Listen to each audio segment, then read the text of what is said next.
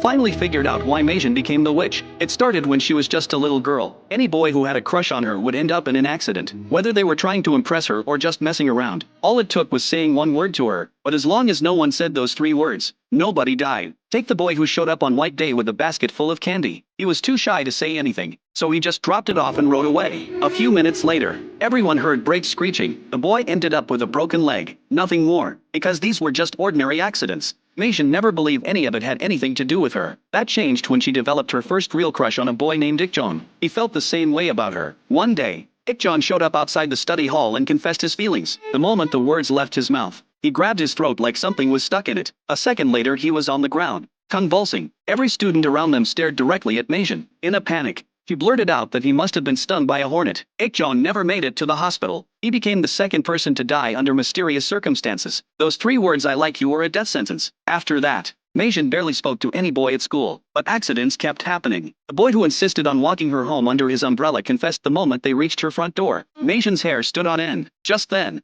a bus came rolling down the street. The boy was fine. Meijin let herself breathe again, thinking maybe the curse wasn't real after all. But the moment they went their separate ways, a crack of thunder split the sky. Then came the boy's scream. At his funeral, Meijin cried harder than anyone. She felt guilty for his death, and she felt cheated by her own life. In the weeks that followed, more boys from her class got hurt. Every one of them had spoken to her at some point. The rumor that Meijin was a witch spread through the entire school. Most boys wouldn't even look at her, but the new transfer student didn't buy any of it. He caught Meijin off guard and confessed to her face. Meijin squeezed her eyes shut in despair. At that exact moment, a transformer on the street started sparking. She noticed something was wrong, but part of her wanted to know if it would really happen this time. She hesitated for a few seconds. The power line came crashing down.